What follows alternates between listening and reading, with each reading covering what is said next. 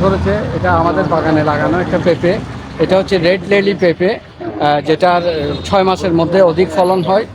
বিগত কয়েকদিন বর্ষার মৌসুমে বা বাংলাদেশে বন্যার পরিস্থিতিতে যখন পানি থই থই করছিল চারিদিকে, এই পেঁপে গাছটা তার মধ্যে পড়ে, পানিতে পড়ে তার যে